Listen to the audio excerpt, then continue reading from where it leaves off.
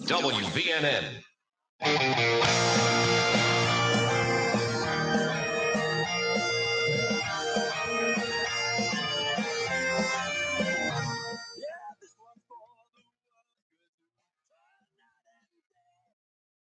David's story. My name is Jacob. We wanted to talk about the fact that there have been more than 200 strikes since March. And there have been, a dozen of those, quote, reopen protests. But we never hear about the strikes. And the coverage of these AstroTurfed reopen campaigns is just ubiquitous. You cannot turn on the TV. You cannot open a news website without seeing just the scores of folks flying Trump flags, saying that Bill Gates is going to murder your children or just some nonsense. And you never hear about the strikes that are going on. And, why is that? Why is that we never hear about workers asserting their power, asserting their rights to a safe workplace, asserting their rights to equitable wages? Yep. Why do we never hear about that? It all goes back to the fact that everyone out there nowadays thinks that electoral politics is what's going to save the world. Yep. Whether we can get right wing, left wing, libertarian, liberal, conservative, moderate, all of these people are going to save you.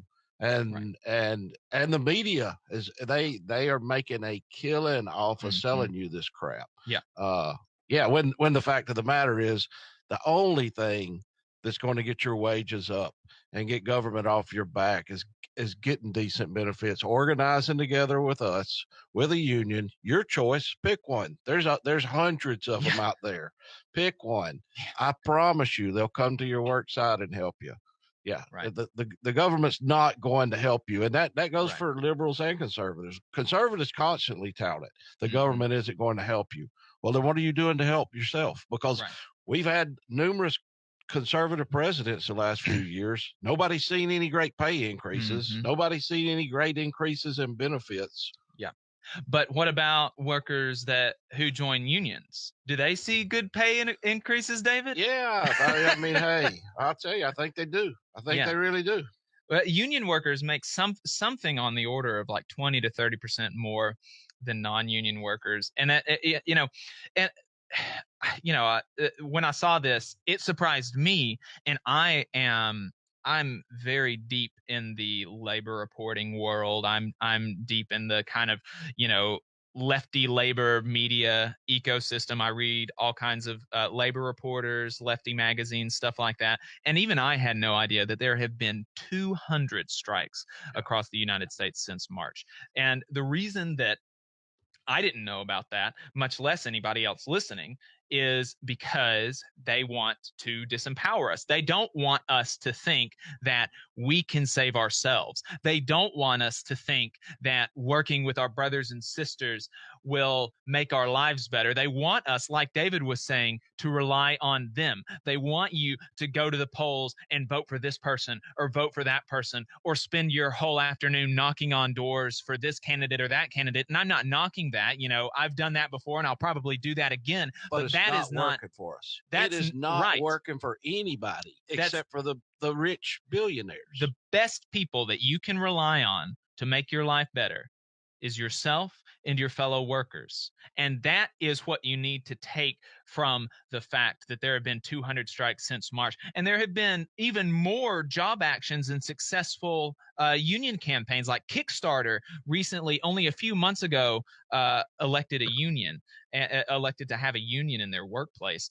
And since that happened, Kickstarter, during this pandemic, they, like many other companies, have announced layoffs. And the rest of Kickstarter, the folks that did not join the union, this certain department unionized, and the other departments, they were laid off with like 2 weeks of severance and a couple weeks of health care. The union, for their folks, they were able to secure 4 months of severance pay and 6 months of health care. We were talking about this yesterday. kind of went back and forth about the benefits of being in a union, being with organized labor, and I said I could go on for hours, and you said, "Is that it? Just hours?" And I was like, here's the thing, and it's something that we've really been pushing the last year, and I think it's a great game changer. Is how many people send their kids to college, these days, or how many people would like to go back to college? And organized labor right now has a 100% free college benefit that pays full tuition, full books, the full cost of books, the entire, the whole 9 yards. You don't even have to pay to register. Right. It is 100% free to send you, your wife, your children, or even your grandchildren to college if you're a union member. That is a game changer for people's lives, and that's something that nobody wants to talk about. Everybody wants to draw you in and get you to pay. What did it cost for you to go to UAH for your tenure? It would have cost about $50,000. I had a tuition scholarship, but that's how much it would have cost. Yeah, so 50 grand. Yeah. That's a life changer for most people. That's something that they will not have to. And if you talk to people out in the real world, most of them are 30 and 40 years old and still making payments on their student loans. And you're talking about having to pay a few dollars a month in dues and being able to put you, your children, and your grandchildren through college for free. Yeah, it's, companies, every time there's a union drive, they always fearmonger about your dues. They're like, oh, well, if you didn't pay dues all year, you could have afforded a PlayStation. Yeah. Delta's like great.